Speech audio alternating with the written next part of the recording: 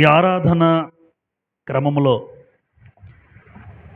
ఈ ఆరాధన క్రమములో మనం చేస్తున్న ఆరాధన లేదా వ్యక్తిగతంగా నువ్వు చేస్తున్న ఆరాధన దేవునికి అంగీకారమేనా? ఆరాధన అందరూ చేస్తారు. ఆదివారం అనగానే ఉదయాన్నే లేచి అందరం కూడా కుటుంబాల సహితము ఆరాధనకి వెళ్ళిపోతుంటాం. అయితే ఈ చేసే ఆరాధన దేవుడికి అంగీకారమేనా అని ఎప్పుడైనా ఆలోచించారా? నేను చేస్తున్న ఆరాధన నా మట్టుకు నేను, మీ మట్టుకు మీరు అలా ప్రశ్నించుకుందాం. నేను చేస్తున్న ఆరాధన దేవుడు అంగీకరిస్తున్నాడా? అసలు ఆయన అంగీకరించే ఆరాధన నేను చేస్తున్నానా? లేదా దేవుడు ఏ ఆరాధనను అంగీకరిస్తాడు? ఎలా ఆరాధిస్తే ఆయన ఆరాధన స్వీకరిస్తాడు అన్న విషయం గ్రంథంలో చాలా స్పష్టంగా దేవుడు రాయించారు. ఎందుకు ఈ మాట చెప్తున్నానంటే, పాత నిబంధన కాలంలో ఇశ్రాయేలు చేసిన ఆరాధన దేవుడికి నచ్చలేదు. అసలు మీరు నా మందిరానికి రావద్దన్నాడు దేవుడు వారిని. ఇశ్రాయేలు దేవుడు ఏర్పాటు చేసుకున్న జనాంగం, దేవుడు ప్రేమించిన జనాంగం, దేవుడు తన సొంత పిల్లలుగా చూసిన ఇశ్రాయేలీలే నా మందిరానికి మీరు రావద్దు, మీరు అర్పించే బలులు ఆ కానుకలు నాకు వద్దు, వాటి యందు నాకు సంతోషం లేదు, అసలు మీరు నా మందిరం దగ్గరికే రావద్దు, నా మెట్లే ఎక్కద్దన్నాడు ఆయన. మీకు మాట చూపిస్తాను. మీరు నా మెట్లే ఎక్కద్దన్నాడు. నన్ను ఆరాధించద్దు, ఆరాధించకపోయినా పర్వాలేదు. కానీ అంత పరిస్థితి ఎందుకు తెచ్చుకున్నారు అంటే, వాళ్ళ ఆరాధనలో ఏదో లోపం ఉంది. వాళ్ళు దేవుని ఆరాధించే విధానంలో ఏదో తప్పు ఉంది. ఆ తప్పు ఈరోజు నేను తెలియజేస్తాను. ఆ తప్పు ఒకవేళ మనలో కూడా ఉందేమో. ఆ రోజు ఇశ్రాయేల్ని ఎక్కద్దన్నాడు, ఈరోజు మనం ఎక్కి వచ్చేస్తున్నాం, కూర్చుంటున్నాం, వెళ్ళిపోతున్నాం. కానీ చేస్తున్న ఆరాధన ఆయనకు అంగీకారంగా ఉందా లేదా అని ఒక్కసారి ప్రశ్నించుకుందాం. ఎంత అంగీకారం లేకపోతే ఎందుకు మనం ఇక్కడికి వచ్చి ఏమంటారు? నా ఆరాధన ఇక్కడికి వచ్చానంటే, సమయాన్ని ఇక్కడ కూర్చున్నానంటే, దేవుని మాటలకు నా చెవిస్తున్నానంటే, ఖచ్చితంగా నేను చేసే ఆరాధన, మీరు చేసే ఆరాధన దేవుడు అంగీకరించాలి. ఆయన అంగీకరించేటట్టుగా ఉండాలి అంటే అసలు ఆరాధనకు ఏది ప్రాముఖ్యము అంటే స్వభావం. ఆరాధనకు స్వభావము చాలా ప్రాముఖ్యం. స్వభావము అంటే వ్యక్తిత్వం, ఒక మనిషి యొక్క వ్యక్తిత్వం, ఆయన జీవన విధానం, ఆయన జీవించే జీవన శైలి చాలా చాలా ప్రాముఖ్యమైనది. చాలా ప్రాముఖ్యం. ఎందుకు అంటే, ఆరాధన దేవునికి అంగీకారంగా ఉండాలి అంటే ముందు ఎక్కడికి రావాలో తెలుసా? నీ జీవితం దగ్గరికి రావాలి, నా జీవితం దగ్గరికి రావాలి. అసలు నా స్వభావం ఎటువంటిది? స్వభావము అన్న మాటకు అర్థం రాశాను ఇక్కడ చూడండి. వ్యక్తికైనా లేదా వస్తువుకైనా, ఏదైనా వస్తువు, వ్యక్తికైనా వస్తువుకైనా ఉండే సహజ గుణాన్ని ఏమంటారు? స్వభావం అంటారు. సహజ గుణం. నీ లోపల నీవు ఎటువంటి వాడివో, నీ ప్రవర్తన ఎటువంటిదో బయటకు తెలియజేసేదే స్వభావం. ఇప్పుడు లోపల నేను ఒకలా ఉంటాను, నా లోపల వ్యక్తిత్వం, నా లోపల నా ప్రవర్తన విధానం బయటికి తెలియజేస్తుంది. అది నా స్వభావం అంటాను. ఆయన కోపిస్తుడండి. ఎలా చెప్పారు బయటికి? వాడు మనసులో కోపం ఉంది కానీ కోపాన్ని వ్యక్తపరుస్తూ ఉంటాడు, కోపిస్తాడు. ఆయన దయ కలిగిన వాడండి అంటే దయ చూపిస్తూ ఉంటాడా? ఆయన స్వభావం బయటకు కనబడుతూ ఉంటుంది, కనికరే స్వభావం కలిగిన వాడు. ఆయన ప్రేమ కలిగిన వారండి, ప్రేమ చూపిస్తూ ఉంటాడు. అంటే లోపల ఉండే నీ వ్యక్తిత్వం, లోపల ఉండే నీ ప్రవర్తన బయటకు వ్యక్తపరిచేదే నీ స్వభావం. నక్క ఏంటమ్మా? నక్క, దాని స్వభావం చెప్పండి మీరు. జిత్తులు మారింది అంటారు మీరు. పేరు చెప్పగానే స్వభావం చెప్పేశారు మీరు. నక్క ఎటువంటిది అంటే, జంతువుల్లో నక్క అది జిత్తులు మారి నక్క అండి. పాఠాల్లో కూడా చదువుతుంటాం పిల్లలకి. నక్క తింగిరి బింగిరి అంటారు కదా. ఎలా ఒకలాగా ఎదుటివాడిని మోసం చేసే వ్యక్తిత్వం కలిగిన జీవి, జంతువు ఏది? నక్క. ఎలాగైనా లాక్కుంటుంది అవతలోడిది. అంటే నక్క స్వభావం అనమాట అది. కొన్నిసార్లు పంది అన్నారు అనుకోండి, మీరు ఎంత బాగా చేసినా బురదలో ఇష్టపడుతుంది. బురద దానికి ఇష్టం.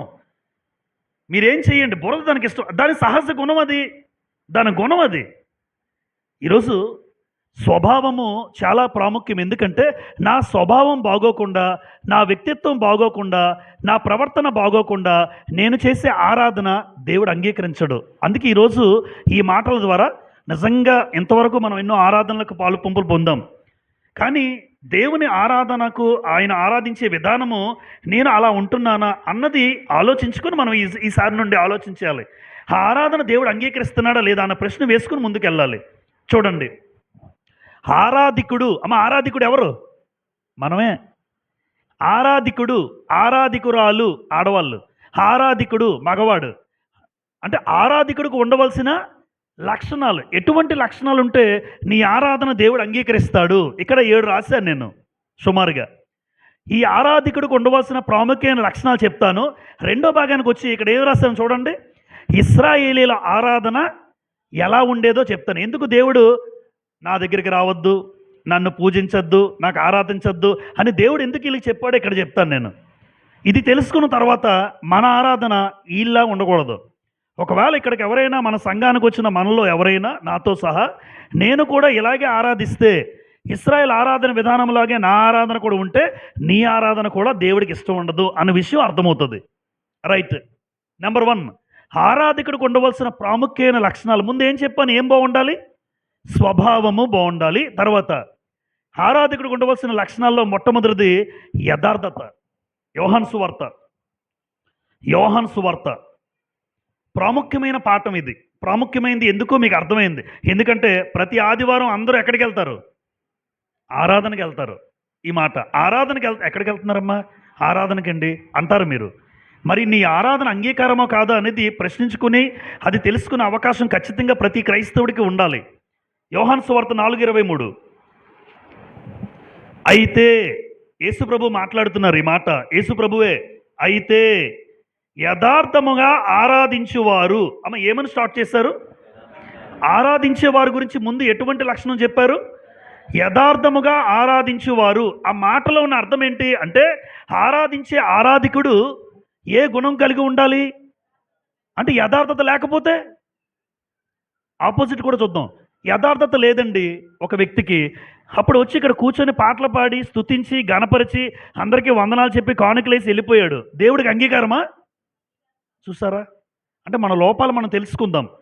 నా లోపాలు నేను తెలుసుకుంటాను. మన లోపాలు తెలుసుకుని అసలు నేను దేవుడు ఏమన్నాడు? యథార్థముగా ఆరాధించువారు, యథార్థముగా ఆరాధించువారు, యథార్థముగా ఆరాధించువారు అంటే ఆరాధించే ఆరాధికుడు యథార్థత కలిగి ఉండాలి. ఇప్పుడు యథార్థత అన్న మాటకు ఉన్న అర్థం ఏంటంటే, యథార్థత అనేది అనుకూల ప్రతికూల పరిస్థితులు. కొన్నిసార్లు మనకి అనుకూలంగా ఉంటుంది, కొన్నిసార్లు ప్రతికూలంగా ఉంటాయి. అంటే అనుకూలంగా ఉన్నా ప్రతికూలంగా ఉన్నా నీ బుద్ధి మారకూడదు. అనుకూలంగా ఉన్నప్పుడు ఒకలా ఉండి, కష్టంగా బాధగా ఉండి ఇబ్బందుల్లో ఉన్నప్పుడు నేను మారిపోతాను అంటే అవకాశం లేదు. అది అంగీకరించడు దేవుడు. నీకు ఇబ్బందులున్నా నువ్వు ఒకేలా ఉండాలి. నీకు బాగా ఉన్నప్పుడు ఎలా ఉంటున్నావో కష్టాల్లో ఉన్నప్పుడు కూడా దేవుని పట్ల అదే భావం, లేదా నీ బుద్ధి మారకుండా ఉండడం, అనుకూల ప్రతికూల పరిస్థితుల్లో కూడా ఒకేలా ఉండడం యథార్థత. 2, ఏ స్థలములో ఉన్నా ఎప్పుడు నువ్వు మారకూడదు. ఈరోజు ఇక్కడ స్థానిక సంఘానికి వచ్చిన మీరు, సంఘానికి వచ్చినంత మాత్రాన నేను బయట స్నేహితుల దగ్గర ఉన్నానండి మారిపోతానా? ఒకవేళ ఇక్కడ కాదు, ఇక్కడ ఉన్నప్పుడు చాలా భక్తిగా ఉంటాను మీ ఎదుట, భక్తిపరుడిగా. స్నేహితుల దగ్గరికి వెళ్ళినప్పుడు వాళ్ళ వల్లే నేను మారిపోయాను అనుకోండి, నాలో ఏమీ లేదు, యథార్థత లేదు. మరి నువ్వు ఆరాధిస్తావు, ఆదివారం వచ్చేస్తావు, మళ్ళీ ఆదివారం వచ్చి కూర్చుని పోతాం అంటే చూడండి మన లోపం ఎలా తెలుస్తుందో. ఉద్యోగ స్థలాల్లో ఉద్యోగంకి వెళ్ళినప్పుడు అందరూ అన్నిలో ఉంటారు, నా చుట్టుపక్కల అందరూ, అక్కడ వాళ్ళలాగా మారిపోతాను. ఉద్యోగంకి వెళ్ళినప్పుడు వాళ్ళ ప్రవర్తిస్తాను, స్నేహితుల దగ్గర ఉన్నప్పుడు వీళ్ళలా ప్రవర్తిస్తాను, సంఘాన్ని పరిశుద్ధుల మధ్యలో ఉన్నప్పుడు ఒకలా ప్రవర్తిస్తాను. ఇదేం కాదు, యథార్థత కాదు. ఇలా ఆరాధించే వాళ్ళు ఎంతమంది ఉంటారు? వాళ్ళకే వదిలేస్తాను నేను. ఇలా ఆరాధించే వాళ్ళు ఎంతమంది ఉంటారు? అలాంటి వారి ఆరాధన అంగీకరించబడదు. మనం ఎంత గొప్ప కానుకలు వేసినా, ఎంత గొప్పగా గొంతు చించుకొని అరిచేసి కేకలేసి పాటలు పాడేసినా నీ ఆరాధన ఎప్పుడు అంగీకరించబడదు అంటే, యేసుప్రభువే చెప్పారు, యథార్థముగా ఆరాధించువారు అంటే ఆరాధికుడికి ఉండవలసిన ప్రాముఖ్యమైన గుణం యథార్థత. అనుకూల ప్రతికూల పరిస్థితుల్లో కూడా బాగుండాలి, ఏ స్థలంలో ఉన్నా ఒకేలా ఉండాలి. నువ్వు మారిపోకూడదు, నీ స్వభావం మారకూడదు, నీ బుద్ధి మారకూడదు. అది యథార్థతకు సంబంధించింది. చూసారా, ఈరోజు ఇక్కడ మొట్టమొదటి పాయింట్లోనే చాలామంది ఫెయిల్ అవుతారు. ఏమంటారు మీరు? మొట్టమొదటి పాయింట్లోనే ఉద్యోగ స్థలాల్లో ఒకలాగా, స్నేహితుల దగ్గర ఒకలాగా, బంధువుల దగ్గర ఒకలాగా, రక్త సంబంధికుల దగ్గర ఒకలాగా, సంఘం దగ్గర ఒకలాగా ఇలా ప్రవర్తించే వాళ్ళు చాలామంది ఉంటారు. చాలామంది ఉంటారు. కానీ వాళ్ళు ప్రతి ఆదివారం ఆరాధనకు వెళ్ళిపోతారా? వెళ్ళిపోతారు. కానీ నీ ఆరాధన దేవునికి అంగీకారమేనా అంటే నువ్వు అంగీకారం అనుకుంటున్నావు. కానీ దేవుడు నిన్ను అంగీకరించడు అన్న విషయం ఈరోజు నాకు అర్థమైంది. లేదా మనకు అర్థం అవ్వాలి. దేవుడు అంగీకరించడం అన్నమాట ఈ ఆరాధన. ఎక్కడికి వెళ్తే అక్కడ ఓసరవెల్లి తెలుసా? ఓసరవెల్లి ఏ రంగుకు ఆ రంగు. పచ్చగా ఉంటే పచ్చగా కనబడదు. ఆ రంగు మార్చేస్తుంది. తొండ ఎలా మారుతుందమ్మా? తొండే ఓసరవిల్లు అంటారు. అంటే ఏ రంగుకు ఆ రంగు. ఏ ఏరియాకు రాయి మీదకి వెళ్తే రాయిలా మారిపోద్ది, మొక్కల్లోకి వెళ్తే పచ్చగా మారిపోద్ది. అంటే ఓసరవిల్లి పరిస్థితులు మనకు తెలుసు. కానీ దేవుడు మన జీవితం ఆయనకి కళ్ళ ముందు అందరిది చెప్పగలడు. నేను ఎక్కడ ఏ స్థితిలో ఎలా ఉంటున్నానో, ఎలా బ్రతుకుతున్నానో, ఎలా జీవిస్తున్నానో ఆ జీవన విధానం ప్రాముఖ్యం ఆరాధనకి. అంతేగాని మనం వచ్చి పాటలు పాడడం పెద్ద ఇంపార్టెంట్ కాదు. నేను పాటలు పాడేశాను, ఆరాధనకి సమయంకి వచ్చేసాను, వాక్యం వినేశాను, అన్నీ చేశారు కరెక్టే. కానీ యథార్థత ఉందా? యథార్థత లేకపోతే ఇంతవరకు చేసిన ఆరాధన అంతా కూడా దేవుడు వ్యర్థమంటాడు. ఈ పాయింట్ తెలిసిన తర్వాత ఏ పరిస్థితుల్లో అయినా అనుకూలంగా ఉన్నా ప్రతికూలంగా ఉన్నా నేను ఏ స్థలంలో ఉన్నా ఖచ్చితంగా నా జీవితం నా స్వభావం మారకూడదు, ఒకేలా ఉండాలి నేను. అలా నువ్వు ఉంటే నీ ఆరాధన దేవుడు అంగీకరిస్తాడు. నెంబర్ 1. 2, ఆత్మతోనూ సత్యముతోనూ. అక్కడే రాయబడి ఉంది, నేను ఆపాను అక్కడ. అందుకే యోహాను సువార్త 4:23 అయితే యథార్థముగా ఆరాధించువారు అని చెప్పి ఒక పాయింట్ చెప్పాను. తర్వాత ఆత్మతోనూ సత్యముతోనూ తండ్రిని ఆరాధించు కాలము వచ్చుచున్నది. 24 దేవుడెవరు? ఆత్మ గనుక ఆయనను ఆరాధించువారు ఆత్మతోనూ సత్యముతోనూ ఆరాధింపవలెననెను. అంటే ఆత్మతో సత్యముతో ఆరాధికుడికి ఉండవలసిన లక్షణం ఏంటంటే నువ్వు ఆత్మతో ఆరాధించాలి, సత్యముతో. ఏదో క్యాజువల్గా పాట పాడడం కాదు, పాటను అనుభవిస్తూ పాడుదాం. అలాగా ఏదో పాడాను కాదు, ఆత్మతో పాడాలి అంటాడు. అంటే ఆత్మతో సత్యముతో అన్న అర్థం ఏంటంటే అమ్మ ఆత్మ కేవలము ఆరాధన. చాలామంది ఏమనుకుంటున్నారంటే ఆదివారం ఆరాధన అనుకుంటున్నారు కదా మీరు. జనరల్గా ఆదివారం ఆరాధన అనుకుంటే పొరపాటు. మిగిలిన 6 రోజులు నీ ప్రవర్తన ఈ ఆదివారం ఆరాధన మీద డిపెండ్ అయి ఉంటుంది. అంటే ఆరాధించేసాను బయటికి వెళ్ళిపోయాను కాదు. సోమ మంగళ బుధ గురు శుక్ర శని నీ ప్రవర్తన, నీ నడవడిక, నీ జీవన విధానం ఆత్మతో. అంటే ఆత్మచేత నడిపించబడే వాళ్ళు ఎలా ఉంటాడు తెలుసా? పాపం చేస్తాడో చేయడా? చేయడు. మరి నేను ఆదివారం మందిరం దాటితే పాపం చేస్తున్నాను, పాపం చూస్తున్నాను. నిజంగా ఆత్మ సంబంధి పాపం చేస్తాడా? ఆత్మతో ఆరాధించడం అంటే ఆత్మ కలిగి బ్రతకడం. నీలో ఆత్మ ఉంటే నువ్వు పాపం చేయడానికి ఆత్మ ఒప్పుకోడు ఆయన. నాలో ఆత్మ లేకుండా ఆత్మ ఉన్నా సరే బలవంతంగా దాన్ని పక్కన పెట్టి నేను పాపం చూస్తాను, పాపం చేస్తాను, పాపం మాట్లాడుతాను అంటే నువ్వు ఆత్మ సంబంధివి కాదు. నిజంగా ఆత్మ సంబంధులు ఎలా ఉంటారంటే పాపం చెయ్యరు, పాపం చూడరు, పాపం మాట్లాడరు. ఎందుకు అంటే నేను ఆరాధించే ఆరాధికుడు ఆత్మతో ఆరాధించాలి. ఆత్మ కలిగి ఆరాధించడం అంటే ఇది అంతరంగంగా మనసులో ఉండేది. మన హృదయ అంతరంగపు స్థితిని దేవుడు చూస్తాడు. నిజంగా ఈ వారమంతా వీళ్ళు ఎలా జీవించారు అది దేవుడికి తెలుసా తెలియదంటారా? అమాయకుడు అంటారా? ఈ వారం సోమవారం నుండి శనివారం వరకు వెచ్చలవిడిగా బ్రతికేసి, వెచ్చలవిడిగా తిరిగేసి, వెచ్చలవిడిగా మాట్లాడేసి, వెచ్చలవిడిగా పాపం చేసేసి ఆదివారం వచ్చినంటనే ఆయన ఏదో వచ్చావు నువ్వు వెళ్ళిపోతావు అంతే. కానీ ఆలోచించండి, వ్యక్తిగతంగా పర్సనల్గా తీసుకోండి దీన్ని. వారం అంతా ఎలా పడితే అలా గడిపేసి ఆదివారం ఆరాధనకు వచ్చితే ఆరాధన అంగీకారం అంటారా? అది ఆత్మతో సత్యముతో. 2 సత్యముతో ఆరాధించడం అంటే ఆయన వాక్యమే సత్యం. యోహాను సువార్త 17:17 ఆయన వాక్యమే సత్యం. అయితే సత్యముతో ఆరాధించడం అంటే ఎవరైతే దేవుని వాక్యాన్ని బట్టి వారమంతా నడుచుకొని, అందరూ జాగ్రత్త వినండి, వారమంతా వాక్యానుసారంగా నడిచే కుటుంబాలు ఉంటాయి. వాక్యానుసారంగా నడుచుకొని ఆరాధనకు వస్తే నీ ఆరాధన దేవుడు అంగీకరిస్తాడు. అది వాక్యముతో సత్యముతో ఆరాధించడం అంటే అది. చాలామంది ఆరాధన వెరీ గుడ్, ఆరాధనకు వెళ్ళాలి ప్రాముఖ్యం. కానీ ఆరాధనకు వెళ్ళే ఆరాధికుడికి ఆత్మతో నేను ఆరాధిస్తున్నానా? ఈ వారమంతా నా జీవితం నా బ్రతుకు చూసుకోవాలి. ఎప్పుడు ఈ వారమంతా ఇష్టానుసారంగా బ్రతికి ఆరాధిస్తే దేవుడు ఆ వ్యక్తి ఆరాధన అంగీకరించడు. పాపము లేని స్థితి, పాపము చూడని స్థితి, పాపము మాట్లాడని స్థితి ఆత్మ వలన కలుగుతుంది. అందుకే నాలో ఆత్మ ఉన్నాడా లేదా అని ఎవరు చెప్పగలరు? నువ్వు ఎలా చెప్పుకోగలవు అంటే, నీలో ఆత్మ ఉంటే నువ్వు తప్పు చేయవు. తప్పు చేసావు అంటే నీలో ఆత్మ లేడు, ఎప్పుడో వదిలిపోయాడు. సౌలుని ఆత్మ విడిచిపోయాడా? సౌలు దురాత్మ వచ్చాడట, సౌల్లోంచి దేవుడు ఆత్మ వెళ్ళిపోయాడని రాస్తుంది గ్రంథంలో. సౌలుకి ఆత్మ విడిచిపోయాడు. ఈరోజు మన జీవితాల్లో కూడా ఆత్మ నడిపింపు ఉంటే ఆ వ్యక్తి జీవితం బాగుంటుంది. ఆత్మ నడిపింపు లేకపోతే విచ్చలవిడిగా పనులు చేస్తుంటాడు. గుర్తుపెట్టుకోండి, అటువంటి ఆరాధన ఆదివారం వచ్చినా వ్యర్థం వ్యర్థం. కనుక యథార్థత కలిగి ఆరాధించాలి. 2, ఆత్మతో సత్యముతో. 3, ఆరాధన దేవుడికి అంగీకారంగా ఉండాలంటే ఆరాధికుడికి ఉండవలసిన ప్రాముఖ్యమైన 3వ లక్షణం ఏంటంటే పవిత్రమైన హృదయం. 12వ కీర్తన, కీర్తనల గ్రంథం 12వ కీర్తన చూడండి. 12వ కీర్తన 3-4 వచనాల్లో ఇలా రాయబడి ఉంది. 12వ కీర్తన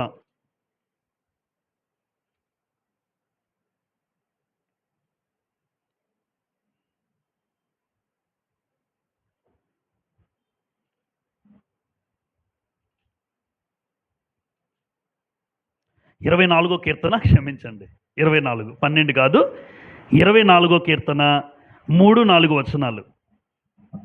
24వ కీర్తన 3-4 వచనాలు. యెహోవా పర్వతమునకు ఎక్కదగిన వాడెవడు? అమ్మ, పర్వతం అంటే కొండలు కాదు. పర్వతం అంటే లిటరల్గా కొండలు కాదు. యెహోవా పర్వతం అంటే సంఘం. పర్వతం అంటే రాజ్యం అని అర్థం. పర్వతము అంటే రాజ్యం. బయట పర్వతాలంటే కొండలే. కానీ గ్రంథం దగ్గర యెహోవా పర్వతమునకు ఎక్కదగిన వాడెవడు అంటే దేవుని సంఘానికి వెళ్ళిన వాడు ఎలా ఉంటాడు అని అడుగుతున్నాడు. యెహోవా పర్వతం దేవుని సన్నిధి, లేదా దేవుని సంఘం, లేదా దేవుని రాజ్యం. ఇప్పుడు ఎక్కదగిన వాడెవడు? తర్వాత ఆయన పరిశుద్ధ స్థలములో నిలువదగిన వాడెవడు? మరెవరు? 4వ వచనం ఆన్సర్ ఉంటుంది అక్కడ. వ్యర్థమైన దానియందు మనస్సు పెట్టకయు, కపటముగా ప్రమాణము చేయకయు, నిర్దోషమైన చేతులను శుద్ధమైన హృదయమును కలిగి ఉండువాడే. 3 విషయాలు. వ్యర్థమైన దాని అందు ఏముంటుంది? ఈ వారం అంతా నీ మనసు దేని మీద పెట్టారు మీరు? ఈ వారం అంతా నీ పని చేసుకో, తప్పులేదు. నీ పిల్లల బాధ్యతగా పోషించుకో, తప్పులేదు. నీ కుటుంబానికి అవసరతలు తీర్చుకో, తప్పులేదు. కానీ వ్యర్థమైన విషయాలు కొన్ని ఉంటాయి. అనవసరమైన విషయాలు, చేయకూడని విషయాలు, వెళ్ళకూడని స్థలాలు, మాట్లాడకూడని మాటలు, అలాంటివి వ్యర్థమైనవి. అలాంటి వ్యర్థమైన దాని యందు క్రైస్తవుడు ఏం పెట్టకూడదు? మనసు పెట్టావా, నీ ఆరాధన నాకు వద్దంటాడు. కొంతమంది చూడండి, పనికిమాలిన విషయాలు మాట్లాడతారు, పనికిమాలిన వారితో తిరుగుతారు, దేవునికి వ్యతిరేకమైన పనులు చేస్తారు. అంటే మళ్ళీ ఇక్కడికి వచ్చి ఆదివారం వచ్చేస్తారు ఆరాధనకి. నీ ఆరాధన దేవుడు అంగీకరిస్తాడు అనుకుంటున్నారా? అంగీకరించడు. మనస్ఫూర్తిగా చెప్తున్నాను. ఇది వ్యర్థమైన తిరుగుళ్ళు, వ్యర్థమైన మాటలు, దేవునికి వ్యతిరేకమైనటువంటి అయిష్టమైన కార్యక్రమాలు చేసే ఎవరైనా వచ్చే ఆరాధన దేవునికి అంగీకారం కాదు. 2, కపట ప్రమాణం. ఒట్టు, అన్నిటికీ ఒట్టే, అన్నిటికీ ఒట్లేసేస్తారు. అసలు ఒట్టే వద్దు. నీ మాట అవునంటే అవును, కాదంటే కాదు, చేస్తానంటే చెయ్యు, లేదంటే లేదు. లేదు లేదు, మా అమ్మ మీద ఒట్టు, మా నాన్న మీద ఒట్టు. ఎన్ని ఒట్లు? ఎవరిని చంపేస్తావు? ఎవరి మీద వేసేస్తావు నీ భారం? అంటే ప్రమాణాలు ఎలా ఎలా వేసేవారు ఉంటారు? కపట ప్రమాణం అన్నాడు. కపటముగా ప్రమాణాలు, కపటముగా. నీ మాట అవునంటే అవును, నేను మందిరానికి ఇంక వస్తాను అంటే వచ్చేసే. వచ్చే ఆదివారం గ్యారంటీ బ్రదరు, మరలా కనబడ్డి ఈయన. ఇదేంటి వచ్చే ఆదివారం అన్నాడు? కపట ప్రమాణం అనమాట. వచ్చే ఆదివారం గ్యారంటీ, లేదా ఈ ఆదివారం నుంచి తప్పకుండా వచ్చేస్తాను, మీరే చూడండి, మీరైనా ఉండరేమో కానీ నేను ఉంటానంటాడు. అవునా? చాలా సంతోషం బ్రదర్, మరలా కనబడరు. అది ఏ ప్రమాణం?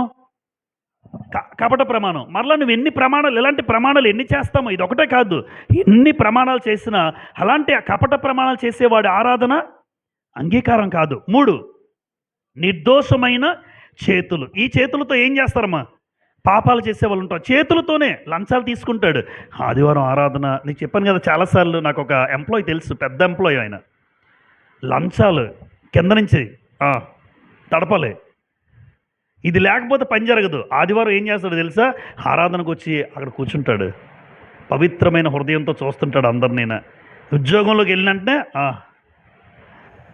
అరే బాబు నీ ఆరాధన నాకు వద్దంటాడు. నీది ఆ వ్యక్తికి తెలుసో లేదో నాకు తెలీదు. ఏ లంచ్ చేతులతో నిర్దోషమైన చేతులు, అంటే ఏ కపటము లేని చేతులు, ఏ మోసము లేని చేతులు. ఈ చేతులతో లంచాలే కాదులండి, ఎన్నో పాపిష్టి పనులు చేసేవాళ్ళు ఉంటారు చేతులతో, పాపిష్టి పనులు. అలాంటి పనులు చేసేవాడు ఆరాధన కూడా దేవుడికి అంగీకారము కాదు. ఇక్కడికి వచ్చి నువ్వు అందరికన్నా, ఎందుకంటే లంచాలు వచ్చాయి కదా, అందరికన్నా ఎక్కువ కానుక వేయచ్చు. ఒకవేళ 50,000 వేసే వచ్చి నువ్వు, నీ 50,000 కూడా దేవుడికి వద్దు. ఏదో నువ్వు వేసి వెళ్ళిపోతున్నావు, నీ భావన అంతే, నీ భ్రమ. నువ్వు 50,000 వేసినా, 40,000 వేసినా, 30,000 నీ కష్టార్జితం వేస్తున్నావేంటి? నీ కష్టార్జితం అయితే అంగీకరిస్తాడు. ఇంకొకరి కష్టార్జితం నువ్వు వేసేస్తే నీ ఆరాధన నాకెందుకు అంటాడు. ఏదో నువ్వు కూర్చున్నావు, నీ మనశ్శాంతికి ఆరాధించుకున్నావు అనే భావనతో నువ్వు వెళ్ళిపోతావు భ్రమలోని. అసలు నీ ఆరాధనే దేవుడికి అంగీకారం కాదు అన్న విషయం వాళ్ళకి తెలియాలి. చేతులతో పాపిష్టి పనులు, కపట ప్రమాణాలు, వ్యర్థమైన వాటి యందు మనసు పెట్టేవాడు. వ్యర్థం, అది ఉపయోగం లేనిది, దాని గురించి ఆలోచిస్తుంటాం, దాని గురించి మాట్లాడుతుంటాం. అలాంటి వారి ఆరాధన దేవుడికి అంగీకారం కాదన్నాడు. నెంబర్ 4, తగ్గింపు గల మనస్సు. అంటే దీని ఏమంటామమ్మా? దీన మనస్సు అంటాం. 51వ కీర్తన చూడండి. దావీదు గారు అద్భుతమైనటువంటి పశ్చాత్తాపంతో రాసిన కీర్తన. ఆయన చేసిన పాపాన్ని తలంచుకుంటూ, ఆ పాపాన్ని బట్టి ఏడుస్తూ ఏడుస్తూ పరుపులు కొట్టుకుపోయి అంతగా ఏడ్చి రాసినటువంటి ఏకైక కీర్తన 51వ కీర్తన. చూడండి, ఆయన దుఃఖపడుతూ ఏడుస్తూ రాసిన కీర్తన ఇది ఒకటే. 51:17. విరిగిన మనస్సే దేవునికి ఇష్టమైన బలులు. దేవా, విరిగి నలిగిన హృదయమును నీవు అలక్ష్యము చేయవు. అమ్మ, మనసు ఇరిగిపోద్దా? ఇదేమన్నా ఇరిగిపోవడం? ఏంటి ఇరిగిపోవడం? ఎప్పుడైనా ఆలోచించారా? ఇరిగిపోవడం అంట, కుర్చీ ఇరిగిపోయిందండి అంటాం, అది ఇరిగిపోద్ది వస్తువు కనుక. మనస్సు ఎలా ఇరిగిపోద్ది మనస్సు. అంటే విరిగిన మనస్సు ఎవరికి ఇష్టం? అంటే ఏంటి విరిగిపోవడం అంటే, నువ్వు పాపాలు చేస్తుంటారు, తప్పులు చేస్తుంటావు, నువ్వు చేసిన తప్పులు, నువ్వు చేసిన పాపాలు ఇంకెన్నడూ చేయనని నీ మనసు విరిగిపోవాలి. అది దేవుడికి ఇష్టం, ఆ బలిష్టం దేవుడికి. అంతేగాని తప్పు చేస్తుంటాడు, ఆరాధనకు వస్తుంటాడు, మరలా బయటికి వెళ్ళి తప్పు చేస్తుంటాడు, మరలా ఆరాధనకు వస్తాడు, మరలా పాపం చేస్తాడు, మరలా వస్తాడు. దేవుడు అది అంగీకారం కాదు. చేసావు, తిరిగావు, చూసావు, ఎన్నో తప్పులు చేశారు, ఎన్నో పాపాలు చేశారు. ఓకే, నువ్వు చేసిన తప్పులు, నువ్వు చేసిన పాపాలు మనస్ఫూర్తిగా క్షమించమని తగ్గించుకొని, ఇక ఎన్నడూ ఆ పాపం చెయ్యను, ఇక ఎన్నడూ ఆ తప్పు చెయ్యను, వాటి విషయంలో నా మనసు ఇరిగిపోయింది. మా మనసు ఇరిగిపోతే దూరం అవుతారా లేదా? దూరం అవుతారు. ఇప్పుడు ఇద్దరు స్నేహితులు ఉన్నారు, ఆ వ్యక్తి మీద నా మనసు ఇరిగిపోయింది అంటాడు. మనసు ఇరిగిపోయిందంటే ఇంకా ఆడితో మాట్లాడవు అనమాట, కట్ ఆఫ్, మాట్లాడు. అలాగే మనం చేసే పాపిష్టి పనులు చూసారా, పాపాలు, తప్పులు ఉంటాయి. ఆ తప్పుల విషయంలో నా మనసు ఏమవ్వాలి? ఇరిగిపోతే ఇంకా మరలా ఆ తప్పు నేను చెయ్యను, మరలా ఆ పాపం నేను చేయను. అది దేవుడికి అది ఇష్టం దేవుడికి. అటువంటి వ్యక్తులు చేసే ఆరాధన దేవుడికి అంగీకారం. అంటే విరిగి నలిగిన మనస్సు అంటే తగ్గింపు కల మనస్సు. నువ్వు చేసిన తప్పును ఒప్పుకున్నావు, వెరీ గుడ్, ఇంకెన్నడూ చెయ్యొద్దు, ఇంకెన్నడూ చూడొద్దు, ఇంకెన్నడూ వెళ్ళొద్దు. అలా నువ్వు చేస్తే నీ ఆరాధన ఫర్దర్గా దేవుడు అంగీకరిస్తాడు. అంతేగాని ఈరోజు ఆరాధనకు వచ్చేసి సోమవారం తప్పు చేసి మరలా మంగళవారం క్షమించండి అయ్యా, మరలా బుధవారం తప్పు చేసేసి ఇదేమోనా కొనసాగింపు చేస్తాండ్రో చూసారా, అటువంటి వ్యక్తుల ఆరాధన దేవుడు అంగీకరించడు. మనస్సు విరిగిపోవాలన్నాడు. అందుకే విరిగి నలిగిన మనస్సు, తగ్గింపగల మనస్సు. మీకు పరిసయుడు, సొంకరి ఎంతమందికి పరిచయం ఉంది? అందరికీ తెలుసు. పరిసయుడు, సొంకరి, వీళ్ళిద్దరూ కూడా దేవాలయానికి వెళ్ళారు. లోకాసు వార్త 18వ అధ్యాయంలో ఉంటుంది. ఇద్దరు దేవాలయానికి వెళ్ళి పరిసయుడు ప్రార్థన చేసేస్తున్నాడు, సొంకరి ప్రార్థన చేస్తున్నాడు. పరిసయుడు ప్రార్థన చేస్తున్నాడు, గొప్పలు, డంబాలు, నేనిచ్చే దశంభాగం సంఘంలో అందరికన్నా ఎక్కువ ఇస్తున్నాను, నేను వారానికి 3 రోజులు ఉపవాసం ఉంటున్నాను, నేనున్నట్టు ఇగో ఈ సొంకర కూడా ఉండడు అని చెప్పుకుంటున్నాడు, హెచ్చించుకుంటున్నాడు. కానీ దేవుడు ఆరాధన అంగీకరించాలంటే ఆ ఆరాధకుడికి ఏ లక్షణం ఉండాలి? తగ్గింపు ఉండాలి. ఈయనేమన్నాడు సొంకరి? ఆకాశం వైపు చూడడానికి కూడా ధైర్యం చాలలేదట. గుండెలు, రొమ్ములు కొట్టుకుంటూ పాపినైన నన్ను కరుణించు అన్నాడు. అంతే, ఒక మాట అన్నాడు. ఆయన ఏమనలే, పాపినైన నన్ను కరుణించు. ఎవరు తగ్గింపు కలిగి ప్రార్థన చేశారు? సొంకరి. అందుకే సొంకరి ప్రార్థన దేవుడు అంగీకరించాడు. అంటే సొంకరి ఆరాధన దేవుడు అంగీకరించాడు, పరిసయుడి ఆరాధన అంగీకరించడు. గొప్పలు, డంబాలు, ఇటువంటి దేవుడు ఎప్పుడు అంగీకరించడు, గుర్తుపెట్టుకోండి. తగ్గింపు గల మనస్సు, దీన మనస్సుతో చేసే ఆరాధన దేవుడు అంగీకరిస్తాడు. దీన మనస్సుతో నువ్వు చేసే ప్రార్థన దేవుడు అంగీకరిస్తాడు. అంతేగాని చేసిన తప్పులు ఒప్పుకోకుండా పాపాలు కొనసాగిస్తూ రహస్యంగా పాపాలు చేస్తూ మరలా ఆదివారం వచ్చేసి నువ్వు ఆరాధించిన నీ ఆరాధన దేవుడికి ఎట్టి పరిస్థితుల్లో కూడా అంగీకారము కాదు. నెంబర్ 5, విధేయత గల మనస్సు. ఏంటి ఆరాధన దేవుడు అంగీకరించాలంటే నాకు ఏ మనసు ఉండాలి? విధేయత గల మనస్సు ఉండాలి. సమూయేలు మొదటి గ్రంథం 15వ అధ్యాయం. సమూయేలు మొదటి గ్రంథము 15వ అధ్యాయం చూడండి, 22వ వచనము చదువుదాం. మొదటి సమూయేలు 15:22.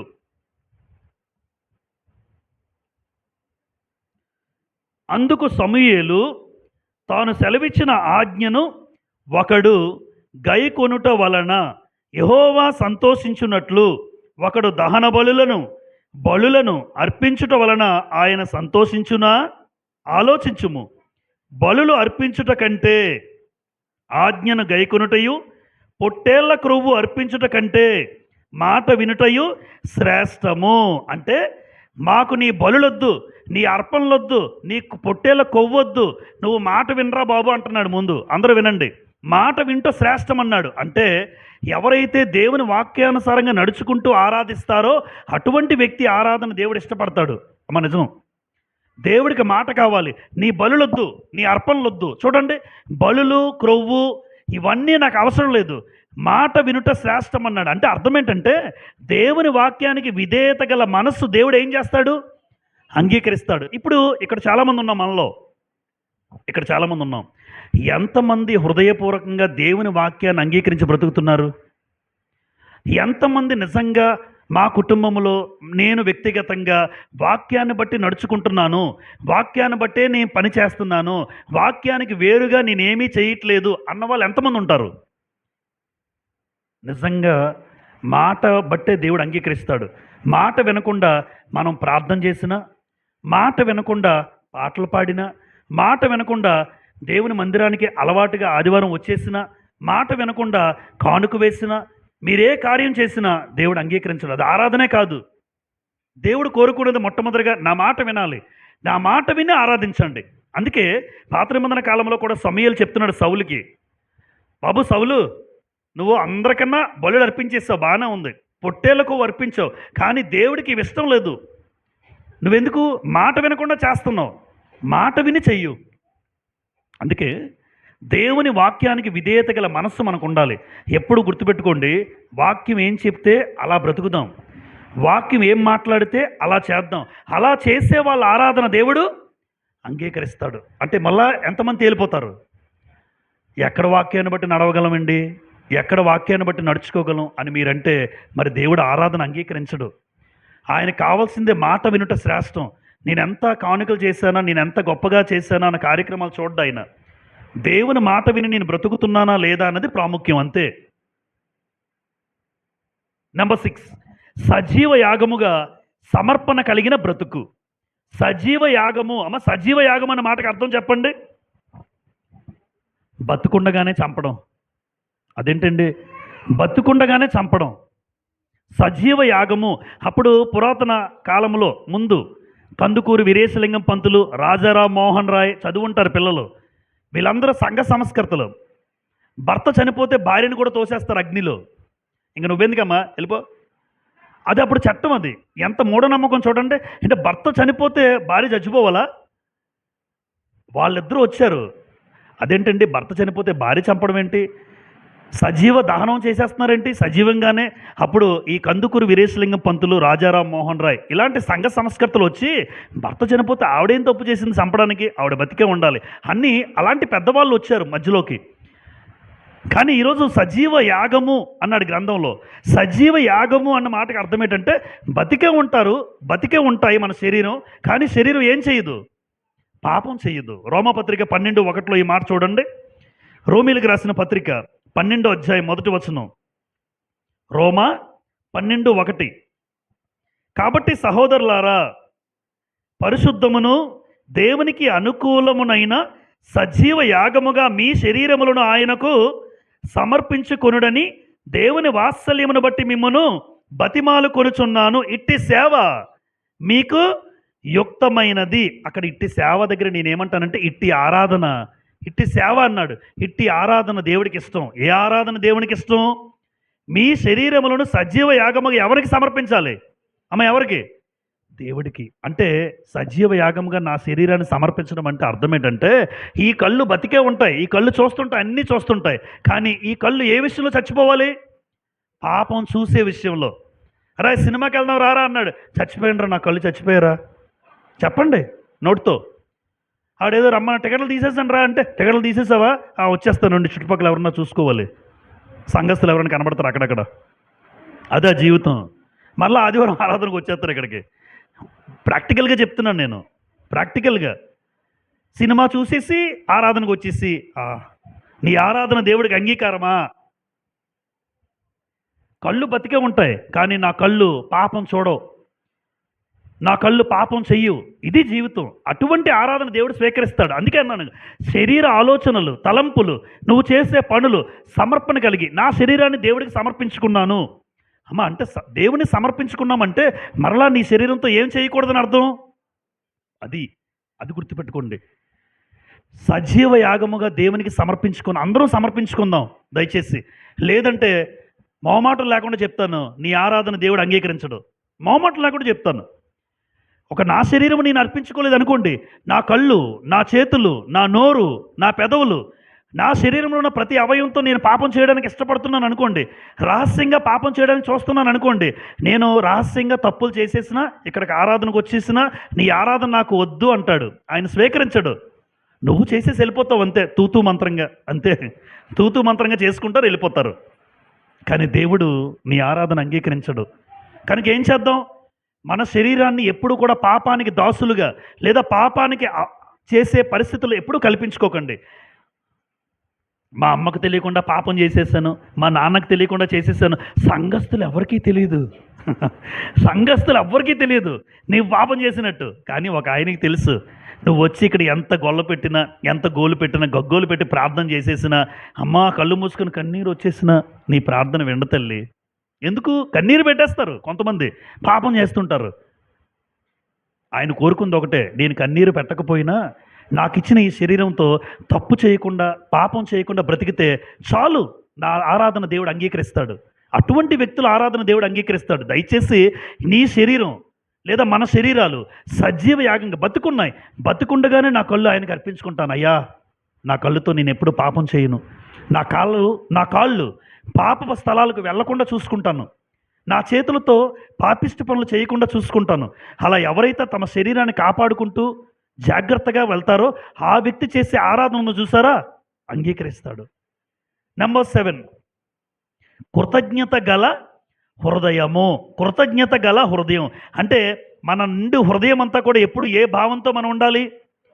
కృతజ్ఞత కలిగి మనం బ్రతకాలి. 100వ కీర్తన చూడండి.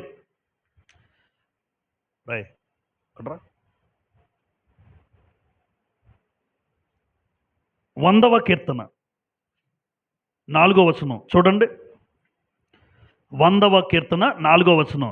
కృతజ్ఞతార్పణలు చెల్లించుచు ఆయన గుమ్మములలో ప్రవేశించుడి. ఏ అర్పణలు చెల్లిస్తూ ఈ గుమ్మంలోకి రావాలంటున్నాడు? ఈ గుమ్మం, సంఘం అనే గుమ్మంలోకి ఎప్పుడు రావాలి, ఎలా రావాలి? కృతజ్ఞతార్పణలు చెల్లించుచు.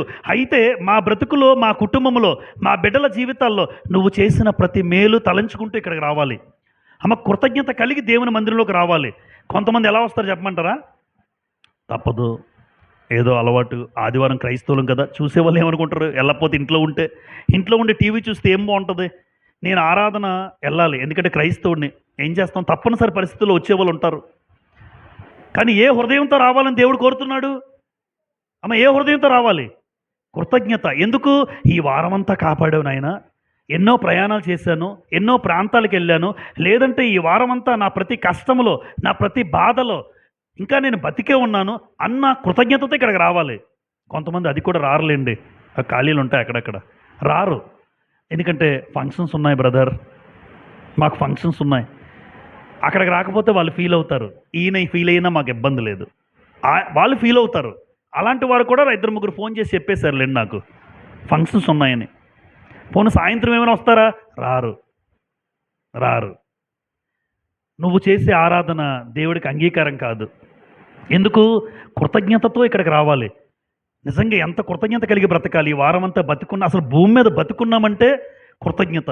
అందుకోసమైనా ఆయన సన్నిధికి రావాలి. అలాంటి కృతజ్ఞత గల హృదయంతో వచ్చే వాళ్ళని దేవుడు ఆరాధన అంగీకరిస్తాడు. ఈరోజు ఇక్కడికి వచ్చిన వల్ల ఎంతమంది కృతజ్ఞతతో వచ్చుంటాం. దేవుడు మా కుటుంబంలో చేసిన మేలులు, మా బిడ్డల జీవితంలో చేసిన కార్యాలు ఎప్పుడూ మర్చిపోయలేదండి అన్న భావనతో దేవుడు చేసిన కార్యాలను బట్టి ఎల్లప్పుడూ మేము ఆరాధిస్తాము అన్నవాళ్ళు ఎంతమంది? దేవుడు మా కుటుంబంలో, మా బిడ్డల జీవితాల్లో, నా జీవితంలో చేసిన ప్రతి కార్యాన్ని బట్టి నేను దేవుని ఆరాధిస్తాను అనుకుని వచ్చిన వాళ్ళు ఎంతమంది? అటువంటి వ్యక్తుల ఆరాధన దేవుడు అంగీకరిస్తాడు. కృతజ్ఞతతో రావాలి. తప్పక వచ్చి దుఃఖంగా కూర్చుంటారు. వాక్యం దగ్గర ఏదో వినాలి కదా, తప్పదు. కొంతమంది అలా కాదు, బలవంతంగా వచ్చిన వాళ్ళు కొంతమంది. మనోహర్ బ్రదర్ ఏమనుకుంటాడో అని కూర్చున్న వాళ్ళు ఎంతమంది ఉన్నారో? ఆదివారం కనబడకపోతే చూసేసి అమ్మా మీరు ఇప్పుడు రాలేదు కదా అంటాడేమో. మనుషుల కోసం పక్కన పెట్టేద్దాం అమ్మ. నిజంగా మనం చేసే ఆరాధన దేవుడు అంగీకరించాలి అంటే కృతజ్ఞతతో వద్దాం. ఇప్పుడు చూడండి 7 విషయాలు చదువుదామా? ఆరాధకుడికి ఉండవలసిన లక్షణాలు. నెంబర్ 1, యథార్థత కలిగి రావాలి. నెంబర్ 2, ఆత్మతో సత్యముతో ఆరాధించాలి. నెంబర్ 3, పవిత్రమైన హృదయం. నెంబర్ 4, తగ్గింపు గల మనస్సు. నెంబర్ 5, విధేయత గల మనస్సు. నెంబర్ 6, నా శరీరము పాపము లేకుండా సజీవ యాగముగా సమర్పించుకొని. నెంబర్ 7, కృతజ్ఞతతో మందిరానికి రావాలి. ఎందుకంటే నా బ్రతుకులో చేసిన కార్యాలు ఎన్నో ఉన్నాయి, ఎన్నో. ఏ రోగం రాకుండా కాపాడుతున్నాడు. అందుకు రావాలి నేను ఇక్కడికి. అలాంటి కృతజ్ఞతతో రావాలి. ఇప్పుడు ఇశ్రాయేల్ ఆరాధన ఎలా ఉండేదో చెప్తాను. వీళ్ళ ఆరాధన వింటూ ఉండగా మనలో ఏమైనా తప్పులు ఉన్నాయో చూసుకుందాం. ఎందుకంటే ఇశ్రాయేల్ ఆరాధన దేవుడు ఏం చేయలేదని చెప్పాను. అసలు మీరు నా మందిరం ఎక్కద్దన్నాడు ఆయన. ఇప్పుడు చెప్పట్లేదు కాబట్టి అందరూ ఎక్కువ వచ్చేస్తున్నాం లోపలికి. ధైర్యంగా వచ్చేస్తున్నాం మనం. ధైర్యంగా ఎక్కువ వచ్చేస్తున్నాం. ఇప్పుడు ఎక్కువ వచ్చినా ఏమండు. కానీ ఇశ్రాయేలుకి చెప్పాడు దేవుడు, మీరు ఎందుకురా నా దగ్గరికి వస్తున్నారు? నా మందిరం ఎందుకు మీరు నడుస్తున్నారు? ఎందుకు మెట్లు ఎక్కుతున్నారు? అసలు మీ ఆరాధనలు ఎందుకు? మీ బలులు ఎందుకు? 100 కొలది బళ్ళు అర్పించేస్తున్నారట మా పక్కన, 100 వేలు. ఆ బళ్ళని అర్పించేస్తాడు. చూశాడు దేవుడు. అసలు ఆ బలులేంటి, అర్పణలేంటి, నాకెందుకు అన్నాడు. అసలు మీరు ఎందుకు వస్తున్నారు? నా మందిరాన్ని గడపలు ఎందుకు తొక్కుతున్నారు అన్నాడు. చూడండి, ఇశ్రాయేల్ ఆరాధన ఎందుకు ఇలా అన్నాడు దేవుడు అంటే, వాళ్ళలో ఉన్న లోపాలేంటో, వాళ్ళలో ఉన్న తప్పులేంటో తెలియజేస్తాను. మనలో ఒకవాలంటే చెక్ చేసుకుందాం. యెషయా గ్రంథం 1వ అధ్యాయం. ఆల్రెడీ మన యెషయా గ్రంథం చదువుతున్నారు కదా, వాక్యపట్నం చదివిస్తున్నట్టున్నారు. 1వ అధ్యాయం అయిపోయింది. 1వ అధ్యాయం మీరు 10, 11, 12 జాగ్రత్తగా చూడండి. యెషయా గ్రంథం 1వ అధ్యాయం 10, 11, 12 రౌండప్ చేసుకోండి. ప్రాముఖ్యమైనవి చదువుతాను నేను. సొదొమ న్యాయాధిపతులారా, యెహోవా మాట ఆలకించుడి. గొమొర్రా జనులారా, మన దేవుని ఉపదేశమునకు చెవియొగ్గుడి. మీరేమనుకుంటున్నారు ఈ మాట బట్టి? ఇది ఎవరికి సంబంధించింది అనుకుంటున్నారు? ఇది ఎవరికి సంబంధించింది? సొదొమకు సంబంధించింది కాదు, గొమొర్రాకు సంబంధించింది కాదు. అది ఎప్పుడో పితరుల కాలం. ఇది యెషయా ప్రవక్త ఎప్పుడు రాశారు? ఇది ధర్మశాస్త్ర కాలం. అంటే ఈ చదివినంటే కొంతమందికి ఒకవేళ వాక్యం తెలియకపోతే, సొదొమ చదివి కదా, సొదొమ గురించి రాశాడా? కాదు, గొమొర్రా గురించి రాయలే. అంటే అలాంటి జీవిత విధానాలు కలిగిన వారు ఇప్పుడు మీలో ఉన్నారని చెప్తున్నాడు. ఒకప్పుడు సొదొమ గొమొర్రా ప్రాంతం వ్యభిచారం, జారత్వం, అన్యాయం, అక్రమం, పాపంతో నిండిపోయింది. అలాంటి ప్రజలు ఇప్పుడు ఎవరిని ఉద్దేశించి చెప్తున్నాడు ఈ మాట యెషయా ప్రవక్త? వెరీ గుడ్, ఇశ్రాయేల్ గురించి చెప్తున్నాడు. అరే, సొదొమ గొమొర్రా ప్రాంతంలో ఉన్న ప్రజలు ఒకప్పుడు ఎలా ఉన్నారో మీరు అలా ఉన్నారంటున్నాడు. తిడుతున్నాడు ఒక రకంగా దేవుడు. మరొకసారి, సొదొమ న్యాయాధిపతులారా, యెహోవా మాట ఆలకించుడి. గొమొర్రా జనులారా, మన దేవుని ఉపదేశమునకు చెవియొగ్గుడి. అంటే ఇక్కడ రాశాను చూడండి. సొదొమ అధిపతులారా, గొమొర్రా ప్రజలారా అంటే ఇశ్రాయేల్నే అంటున్నాడు. సొదొమ గొమొర్రా ప్రాంతం అందరికీ తెలుసు కదమ్మా. ఆదికాండం 19వ అధ్యాయం. సొదొమ గొమొర్రా ప్రాంతం అంటే లోతు ఎంచుకున్న ప్రాంతం ఏది? సొదొమ గొమొర్రా. ఈ సొదొమ ప్రాంతం లోతు ఎంచుకుని వెళ్ళిపోయాడు. అయితే వెళ్ళిన తర్వాత తెలిసింది ఎలాంటి ప్రాంతానికి వచ్చేసానో, ఎంత భయంకరమైన ప్రాంతమా, ఎంత వ్యభిచారంతో నిండిపోయిన ప్రాంతమా. ఆఖరికి అక్కడ ప్రజలు ఎలాంటి వాళ్ళు తెలుసమ్మా? చిన్న పిల్లలు, చిన్న పిల్లలు కూడా అమ్మాయిని చూస్తే, ఆడపిల్లని చూస్తే, మగవాళ్ళని చూస్తే ఆశపడుతుంటారు. చిన్న పిల్లడు, పైగా పళ్ళూడిపోయిన ముసలోళ్ళంటారు చూసారా, ఆడు కూడా చూస్తుంటాడు. మీకు అర్థం కావాలని చెప్తున్నా. పళ్ళూడిపోయిన ముసలోడు కూడా ఒక అమ్మాయి వెళ్తే చూస్తాడు. అది సొదొమ గొమొర్రా ప్రాంతం. చిన్న పిల్లోడు, పళ్ళు పోయినటువంటి ముసలోడు చూస్తాడా? చూస్తాడు. అది సొదొమ గొమొర్రా ప్రాంతం యొక్క నైజం. అక్కడున్న వ్యక్తుల స్వభావం అది. పండు ముసలోడు కూడా ఆడపిల్ల వస్తుంటే చూస్తాడు. చిన్న బిడ్డ కూడా ఒక స్త్రీ వెళ్ళిపోతుంటే చూస్తాడు. అటువంటి స్వభావం. ఇప్పుడు ఇశ్రాయేల్ని ఎలా మాట్లాడుతున్నాడు దేవుడు? అటువంటి గుణలక్షణాలు కలిగిన వారుగా దేవుడు చూశాడు ఇశ్రాయేల్ని. మీలో ఆ బుద్ధులు ఉన్నాయి, మీలో ఆ స్వభావం ఉంది. మరి మీరేం చేశారు? చదువుదాం. 11 యెషయా 1:11. యెహోవా సెలవిచ్చిన మాట ఇదే, విస్తారమైన మీ బలులు నాకేలా, దహన బలులకు పొట్టేళ్లును బాగుగా మేపిన దూడల క్రొవ్వును నాకు వెక్కసమాయను. వెక్కసం అంటే అసహ్యం. కోడల రక్తమందైనను, గొర్రెపిల్లల రక్తమందైనను, మేకపోతుల రక్తమందైనను నాకిష్టము లేదు. 12. నా సన్నిధిని కనబడవలనని మీరు వచ్చుచున్నారే, నా ఆవరణములు త్రొక్కుటకు మిమ్మును రమ్మన్నవాడెవడో. వండర్ఫుల్, చాలా బాగుంది. మీరు ఇన్ని పాపిష్టి కార్యాలు చేసుకుంటూ, ఇంత పాపిష్టి బ్రతుకుతూ, పాపము చూస్తూ, పాపము జుర్రుకుంటూ, పాపములో బ్రతుకుతూ ఎలా వస్తున్నారు మందిరానికి మీరు అని అడిగినట్టుంది. ఎలా వస్తున్నారు మీరు మందిరానికి? ఎలా నా మందిర ఆవరణలు మీరు తొక్కుతున్నారు? మీ బ్రతుకు సొదొమ బ్రతుకు, మీ బ్రతుకు గొమొర్రా బ్రతుకు. అలాంటి పాపిష్టి జీవితం జీవించి ఇశ్రాయేల్ ఆదివారం అయ్యేసరికి, శనివారం అయ్యేసరికి వచ్చేస్తున్నారు ఆరాధనకి. వచ్చేసి అరే బళ్ళు తీయండి రా, ఆ బళ్ళు అర్పించండి, ఆ బళ్ళు వేసేయండి. దేవుడు చూశాడు. బయటికి చేసేస్తున్నారు, లోపల మీ అంతరంగం, మీ హృదయ అంతరంగపు స్థితి మారలేదు. లోపల మారలేదు కానీ బయటికి బలర్పిస్తున్నాడు. అంటే వాళ్ళకు తెలిసింది ఒకటే. ఏమర్థమైందంటే, బలర్పిస్తే పాపం ఏం జరుగుతుంది? క్షమాపణ. బలిస్తే పాప క్షమాపణ అనుకునే భ్రమలో బ్రతికేస్తున్నారు ఇశ్రాయేలీలు. చూడండి 13వ వచనం. మీ నైవేద్యము వ్యర్థము, అది నాకు అసహ్యము, పుట్టించు దోపార్పణము దానినికను తేవద్దు లేదా తేకుడి అనేసాడు. ఇక్కడ చూడండి, ఇశ్రాయేలు జీవితంలో అన్యాయాలు, అక్రమాలు, పాపాలు, దుర్మార్గత, సొదొమ గొమొర్రా ప్రాంతం లాంటి పరిస్థితులు వీళ్ళన్నీ చేస్తూ బాహ్యంగా ఏమర్పిస్తున్నారు? బలులు, విస్తారమైన బలులు, అర్పణలు. అంగీకరించను, అవి నాకేమన్నాడు దేవుడు? నాకు ఇష్టం లేదన్నాడు. మరి ఈరోజు ఇక్కడికి వచ్చిన వాళ్ళలో నాతో పాటుగా మీరు కూడా, నేను పాపం ఈ వారం అంతా చేశాను, పాపం చేసి వచ్చిన వాళ్ళు ఎంతమంది ఉంటారు? మీకే వదిలేస్తాను. తప్పుడు పనులు చేసి, తప్పుడు కార్యాలు చేసి, దేవుడు చెప్పకూడని కార్యక్రమాలు చేసి వచ్చిన వాళ్ళు ఎవరైనా ఉన్నా వారి ఆరాధన దేవుడు అంగీకరించడు. ఎందుకు ఇలా బలంగా గ్యారంటీ ఎలా చెప్పగలనంటే వాళ్ళని బట్టి చెప్పగలను. ఇశ్రాయేలు వాళ్ళు ఇచ్చే కానుకలు చూడలేదు దేవుడు, వారి చేతిలో ఉన్న బలులు చూడలేదు దేవుడు, మీ మనసులు చూశాడు. ఇక్కడికి వచ్చిన ప్రతి ఒక్కరి మనసు అంతరంగాన్ని చూస్తాడు. చూసి ఎటువంటి పాపం లేకుండా వచ్చారా, లేదా పాపిష్టి పనులు పాపం చేస్తూ పాపాన్ని కొనసాగిస్తూ ఇంకా పాప బ్రతుకుతూ ఆరాధిస్తున్నారా అన్నది దేవుడికి తెలుసు, మీకు తెలుసు, నాకు తెలుసు. అలా పాపము కొనసాగిస్తూ ఉన్నవాళ్ళు కూడా తెలుసు కనుక నువ్వు ఇంకా పాపము చేస్తూ పాపములో కొనసాగుతూ ప్రతి ఆదివారం వచ్చేసిన నీ ఆరాధన దేవుడికి అంగీకారము కాదు. మార్పు కలగాలి, మార్పు చేసుకోవాలి. అలాంటి మార్పు కలిగిన హృదయాన్ని చూసిన దేవుడు నిన్ను ఇష్టపడతాడు, నీ ఆరాధన అంగీకరిస్తాడు. ఇలాంటి ఆరాధనలు ఇప్పుడు ఎంతమంది చేస్తారు? ఎన్ని సంఘాల్లో చేస్తుంటారో, మనసు మారకుండా, బ్రతుకు మారకుండా, రహస్యమైన పాపాలు చేస్తూ ఇంకా ఆరాధిస్తున్న వాళ్ళు చాలామంది ఉంటారు. అంటే వాళ్ళకి తెలియని విషయం ఏంటంటే, ఆ రోజు దేవుడు ఏర్పాటు చేసుకున్న ప్రాముఖ్యమైన ప్రజలైన ఇశ్రాయేలు జీవితమే దేవుడు చూసి మీ ఆరాధన నాకు వద్దన్నాడు, అసలు మీరు నా మందిరానికి రావద్దన్నాడు, నా మందిర ఆవరణాలు తొక్కడానికి మీరెవరు అని అడిగాడు. ఈరోజు మనల్ని అడగట్లేదంటే మనం కూడా ప్రశ్నించుకోవాలి. నన్ను అడుగుతాడు,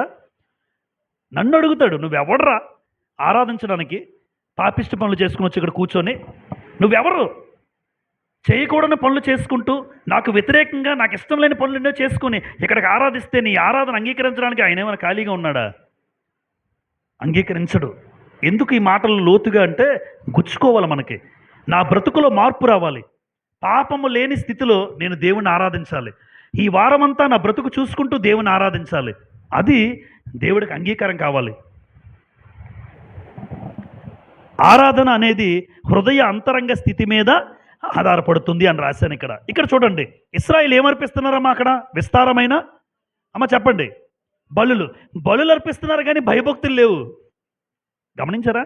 బలులు అయితే అర్పిస్తున్నారు కానీ దేవుడు అంటే భయము భక్తి లేవు. ఎందుకు నాకు అంటున్నాడు? అందుకు మీరు బలులు అర్పిస్తున్నారు, మీకు భయము భక్తి ఉండి బలి అర్పిస్తే బాగుండు. బలులైతే ఇచ్చేస్తున్నారు కానీ భయభక్తులు లేవు. పాపాలు చేస్తూ కొనసాగిస్తూ పాపానికి బలులు క్షమాపణ ఇవ్వవు అన్నాడు. ఇవ్వవు. మీ హృదయం మారాలి అన్నాడు దేవుడు. అక్కడే ఉన్నాం కనుక ఒక మాట చూపించి ముందుకెళ్తాను. 1:17 చూస్తారా? లేదంటే 16:17 ఒకటో అధ్యాయం యెషయా. మిమ్మును కడుక్కోండి, అబ్బా, శుద్ధి చేసుకొనుడి, మీ దుష్క్రియలు నాకు కనబడకుండా వాటిని తొలగింపుడు, కీడు చేయుట మానుడి, మేలు చేయ నేర్చుకోండి. ఇప్పుడు మీ ఆరాధన అంగీకరిస్తాను. అంటే ఎవరైతే కడుక్కుంటారో, ఎవరైతే శుద్ధి చేసుకుంటారో వాళ్ళ ఆరాధన దేవుడు స్వీకరిస్తాడు. కడుక్కోకుండా శుద్ధి చేసుకోకుండా వాళ్ళు చేసే ఆరాధన ఉందో చూసారా, అది నాకు ఇష్టం లేదన్నాడు. మీరు ఎన్ని బలులు అర్పించినా నాకు ఇష్టం లేదన్నాడు. అందుకే ఆరాధనకు వచ్చిన ఆరాధికులు మనందరం, ఆరాధికులుగా మనందరిలో కూడా ఎప్పుడు కూడా కడుక్కున్న తర్వాత మరలా బురద అంటకూడదు. ఆ బురద అంటించుకుని నువ్వు బతకూడదు. బురద అంటితే ఏం చేస్తావు? బురదతో పడుకుంటారేమో ఎవరైనా? బురదతో ఎవరూ పడుకోడు, బురదతో ఎవడో ఉండడు. బురద అంటిన మరుక్షణం వెంటనే కడుక్కోవడానికి చూస్తావు, వెంటనే. మరి పాపం చేయకుండా ఉండడానికి ఎప్పుడైనా జాగ్రత్తలు తీసుకున్నారా? పాపం చూడకుండా, పాపం మాట్లాడకుండా ఉండడానికి జాగ్రత్తలు తీసుకున్నారా? లేదంటే మన ఆరాధన దేవుడు అంగీకరించడు. అందుకే అన్నాను, ఇశ్రాయేలు బ్రతుకు అలా చూపించాను మీకు. ఇంతకీ చివరిలో కొన్ని మాట రాశాను. ఇశ్రాయేలు జీవితం ఎలా మాట్లాడాడు దేవుడు? సొదొమ గొమొర్రా. ఆ సొదొమ గొమొర్రాల గురించి గ్రంథంలో రాయబడిన కొన్ని లేఖన భాగాలు మీకు చూపించి ముగిస్తాను. యెహెజ్కేలు గ్రంథం 16వ అధ్యాయం. సొదొమ గొమొర్రా ప్రజలు ఎలా ఉన్నారో మనకు తెలిస్తే ఇంతకీ మనం ఎలా ఉన్నామో తెలుస్తుంది. యెహెజ్కేలు 16వ అధ్యాయం చూడండి, 49వ వచనం. యెహెజ్కేలు గ్రంథం 16:49. నీ చెల్లెలైన సొదొమ, ఎలా మాట్లాడాడమ్మా? చెల్లెలు. నీ చెల్లెలైన సొదొమ చేసిన దోషమేదనగా దానికిని దాని కుమార్తెలకును కలిగిన గర్వమును. అమ్మ, సొదొమ గొమొర్రా ప్రాంత ప్రజలకు ఏముంది? విపరీతమైన గర్వం. గుర్తుపెట్టుకోండి అమ్మ, ఇక్కడ గర్వంతో ఉన్న వాళ్ళు ఎంతమంది ఉన్నారు? ఒకవేళ నాలో గర్వం లేదండి, నీకున్న ఆధిక్యతలు, నీకున్న స్థాయి, నీకున్న అందం, కొంతమంది అందాన్ని బట్టి కూడా గర్వం ఉంటుంది. నా అంత అందగత్తె ఎవరున్నారు? అయితే నీ ఆరాధన అంగీకరించడు. నిజం. నీకు ఆ భావన ఉంటే, నా అంత అందగత్తె, నాకున్న ఆధిక్యత, నాలాంటి గొప్పవాడు, అలాంటి ఆధిక్యతలతో వస్తే నీ ఆరాధన దేవుడు అంగీకరించడు. అంటే గర్వం అనేది ఎప్పుడూ ఉండకూడదు. సొదొమ గొమొర్రా ప్రజలకు ఏముందని తెలియజేస్తున్నాడు ఇక్కడ? గర్వం ఉంది. అందుకే క్రైస్తవ జీవితంలో ఎప్పుడు మనకేముండకూడదు అంటే గర్వం. ఇశ్రాయేలుకి ఏమున్నట్టు అర్థం? అమ్మ, ఇశ్రాయేలుకి ఏముంది? గర్వం ఉన్నట్టు అర్థం. గర్వం ఉన్నటువంటి ఇశ్రాయేలుని చూసిన దేవుడు వాళ్ళ ఆరాధన వద్దన్నాడు. తర్వాత ఒక మాట అక్కడే, ఆహార సమృద్ధియు నిర్విచారమైన సుఖస్థితియు అనునదియే. ఈ మాటకున్న అర్థం ఏంటంటే, సొదొమ గొమొర్రా ప్రాంతంలో ఉన్న ప్రజలు సమృద్ధిగైన ఆహారం ఉంది. ఆహారం సమృద్ధిగా ఉన్నప్పుడు అమ్మ ఎవరైనా పని చేస్తారా? చెయ్యరు. సోమరులాగా మారిపోయారు. ఇప్పుడు ఇశ్రాయేలు జీవితం ఎందుకు అలా మాట్లాడాడు దేవుడు అంటే, ఆహారం సమృద్ధిగా కలుగుతుంది. ఇప్పుడు మనం దేనికోసం కష్టపడుతున్నాం? జనరల్గా ఆహారం కోసమే. ఇప్పుడు నేను తినాలి, పిల్లలు తినాలి, వాళ్ళ కుటుంబాల కోసం కష్టపడుతున్నారు. ఇప్పుడు అన్నీ సమృద్ధిగా ఉంటే ఎవడైనా పనికి వెళ్తాడా? సోమరులుగా మారిపోయారు. ఖాళీగా ఉన్నోడు ఏం చేస్తాడు మీరు చెప్పండి? ఏ తప్పు చేద్దాం? ఖాళీగా ఉన్నాడు ఎవరైనా కష్టపడితే పాపం చేయాలని ఆలోచనలు పోవద్ది. ఎందుకంటే బిజీ అయిపోయాడు కనుక పాపం చేయడు, అవకాశం లేదు, బాధ్యత వచ్చేస్తుంది. ఖాళీగా ఉన్నోడికి ఏం చేస్తాడు? ఏ తప్పు చేయాలా, ఎక్కడ పాపం చేయాలా అని అలాంటి ప్రజలు సొదొమ గొమొర్రా. ఎందుకు? ఆహారం సమృద్ధిగా ఉంది. సమృద్ధిగా ఉండడం వల్ల ఏ పనికి వెళ్ళట్లేదు. ఏ పనికి వెళ్ళకపోవడం వల్ల సోమరులుగా మారిపోయారు. సోమరులుగా ఉన్న వీరు ఆలోచించడం మొదలెట్టారు పాపం. అందుకే ఖాళీగా ఉండి ఆ తప్పులు ఈ తప్పులు చేసి బతికేవారు. అలాంటి వారు ఇశ్రాయేలు స్వభావం అలా మారిపోయింది. నెంబర్ 3 అక్కడ రాశాడు, దీనులకును దరిద్రులకును సహాయము చేయకుండాను. ఈ సొదొమ గొమొర్రా వాళ్ళకు ఉన్నటువంటి బుద్ధి ఏంటంటే, అమ్మ, పేదలకి అక్కర్లో ఉన్న వారికి ఏం చేయరు వీళ్ళు? అదే బుద్ధి ఎవరికి వచ్చింది ఇప్పుడు? ఇశ్రాయేలుకి వచ్చింది. అరే అక్కర్లో ఉన్నోళ్ళు ఉంటారు కదా, పేదవాళ్ళు ఉంటారు కదా, దీనులు ఉంటారు కదా, దరిద్రులు ఉంటారు కదా, వాళ్ళకి కనీసం సహాయం చేసే బుద్ధి కూడా వాళ్ళకి లేదు. 3 ఆదికాండం 19వ అధ్యాయం. సొదొమ గొమొర్రా ఆదికాండం 19వ అధ్యాయం. ఆదికాండం 19వ అధ్యాయం 4 వచనాలు 4, 5. వారు పండుకొనక ముందు ఆ పట్టణస్థులు అనగా సొదొమ మనుషులు, బాలురు, వృద్ధులు, ప్రజలందరూ నలుదిక్కుల నుండి కూడి వచ్చి ఆ ఇల్లు చుట్టూ వేసి లోతును పిలిచి, ఈ రాత్రి నీ యొద్దకు వచ్చిన మనుషులు ఎక్కడ? మేము వారిని కూడినట్లు. అబ్బా, పురుషులతో పురుషులే చెప్పాను కదా మొన్న. పురుషుడితో పురుషుడు కోడడం తప్పు చేయడం, ఆడవాళ్ళతో ఆడవాళ్ళు, పురుషులతో పురుషులు. ఇది ఎక్కడైనా ఉందా? సొదొమ గొమొర్రాలో ఉంది. అలాంటి స్వభావం ఇప్పుడు వీళ్ళు కలిగి ఉన్నారు అని దేవుడు మాట్లాడుతున్నాడు. పురుషులతో పురుషులు తప్పు చేయడం, స్త్రీలతో స్త్రీలు, ఎంత భయంకరం చూడండి. ఆదికాండం 13:13. ఆదికాండం 13:13. సొదొమ మనుషులు దుష్టులను యెహోవా దృష్టికి బహు పాపులనై ఉండిరి. బహుపాపులు ఎవరమ్మా?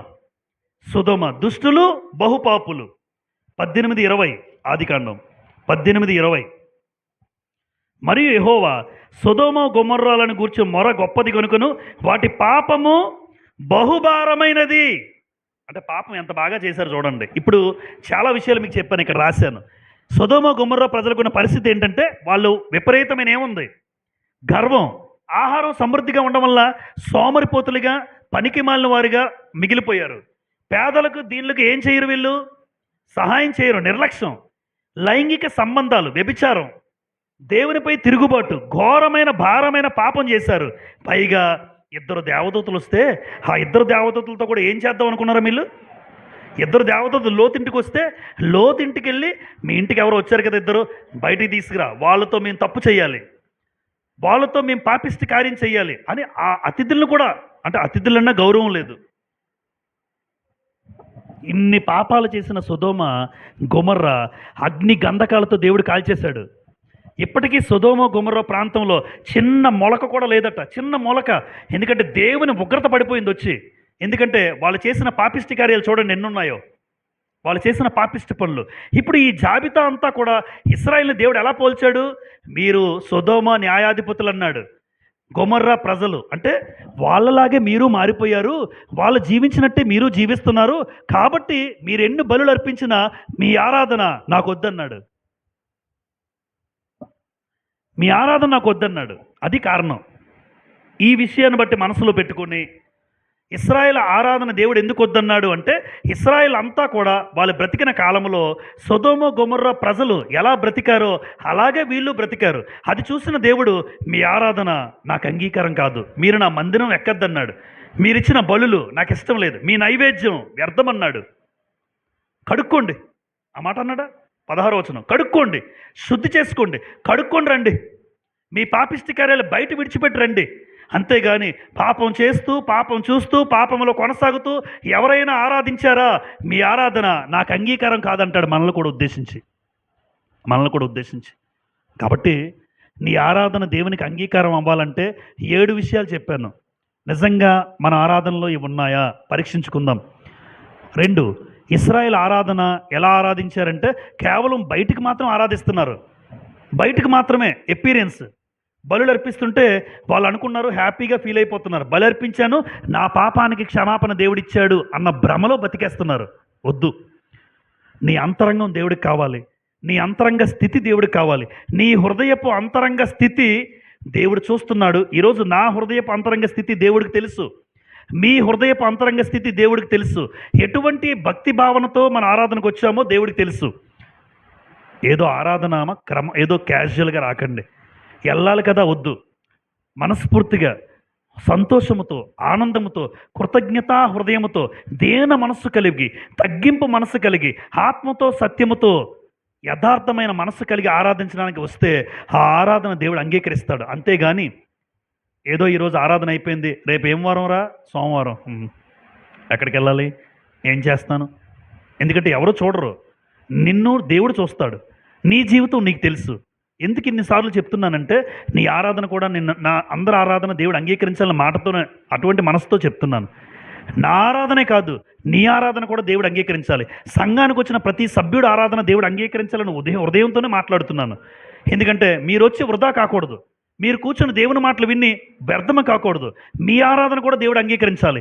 అలా రావాలి, అలా చేయాలి అంటే ఇశ్రాయేలు ఆరాధించినట్టుగా మన ఆరాధన ఉండకూడదు. ఒక రోజున దేవుడు మనల్ని ప్రశ్నించకూడదు. కాబట్టి మన జీవితంలో దేవుడు అంగీకరించే ఆరాధన ఏంటో మీకు తెలియజేశాను. అలా ఆరాధిస్తున్నామో లేదో, ఒకవేళ లోపాలు ఉంటే అయ్యా నా లోపాలు సరిచేసుకుంటాను, నా లోపాలు నేను దిద్దుకుంటాను. ఎందుకంటే ఎంత చేసి ఆరాధించను, నువ్వు ఆరాధన అంగీకరించకపోతే ఎందుకు మన జీవితం అన్న భావనతో మీరు అర్థం చేసుకోగలిగితే ఖచ్చితంగా నీ ఆరాధన దేవునికి అంగీకారమేనా అని ఎవరు గుండెల మీద వాళ్ళు చేసుకొని, నా ఆరాధన దేవుడికి అంగీకారమేనా లేదా, ఇన్ని సంవత్సరాలు నేను చేసిన ఆరాధన దేవుడు ఇష్టపడుతున్నాడా, అసలు నేను దేవుడు కోరుకున్నట్టుగా ఆరాధన చేశానా, లేదా ఇశ్రాయేల్ లాగే పాపాన్ని దాచిపెట్టుకొని కేవలం ఏదో వచ్చాను, వెళ్ళాను, చేశాను, కానుకిచ్చాను అన్నట్టు చేస్తున్నామా? అలా అయితే వ్యర్థం. మీ నైవేద్యం నాకు వద్దన్నాడు. నైవేద్యం అంటే ఏమంటే ఇప్పుడు మీ కానుకలు నాకు వద్దంటాడు దేవుడు. మనం ఇచ్చేస్తున్నాం కానీ అవి స్వీకరించడు ఆయన. దేవుడు స్వీకరించేటట్టుగా మన కానుక ఉండాలి. నేను వేసానంటే కానుక హెబేలు కయ్యను మీ అందరికీ తెలుసు. మాట చెప్పి ముగిస్తాను. హెబేలు కానుక దేవుడు ఏం చేశాడు? హెబేలు అర్పణ, వెరీ గుడ్. కయ్యను ఎందుకు అనుకుంటున్నారు? కయ్యను హృదయం బాగోలేదు, నిజం. హెబేలు అర్పణ దేవుడు అంగీకరించాడు, కయ్యను అర్పణ, ఇద్దరూ మందిరానికి వచ్చారు, ఇద్దరూ దేవుడికి అర్పించారు. కానీ తమ్ముడు అర్పణ దేవుడు అంగీకరించాడు, అన్న అర్పణ దేవుడు అంగీకరించలేదు. కారణం ఇద్దరు హృదయాల్లో చూశాడు దేవుడు. హెబేలు హృదయం చాలా బాగుంది, కల్మషం లేని హృదయం. కయ్యను హృదయం బాగోలేదు. ఈరోజు మన హృదయాలు వేసే కానుక దేవుడు అంగీకరించాలంటే కయ్యను లాంటి హృదయం ఉన్న వాళ్ళు అంగీకరించడు. కయ్యను కూడా తెచ్చాడు, ఏదో వద్దన్న తీసుకోలే, అది బయట పెట్టాడు దేవుడు. ఈరోజు మనందరి సంఘంలో ఎంతమంది కానుక అంగీకరిస్తున్నాడో మనకు తెలియదు. ఎంతమంది వేసిన అర్పణ దేవుడు తీసుకుంటున్నాడు, ఎంతమంది కయ్యనులాగే వద్దంటున్నాడో తెలియదు మనకి. అయితే ఒకటి, నీ అర్పణ దేవుడు అంగీకరించాలంటే ఖచ్చితంగా పాపము లేని హృదయముతో, పశ్చాత్తాప హృదయముతో, దీన మనస్సుతో, యథార్థ హృదయముతో, ఆత్మతో, సత్యముతో దేవునికి సమర్పణ చెయ్యు. నీ శరీరాన్ని దేవుడు నీ కానుక కూడా అంగీకరిస్తాడు. అందరికీ హృదయపూర్వక వందనాలు చెల్లిస్తూ ఈ మాటలు ముగిస్తున్నాను.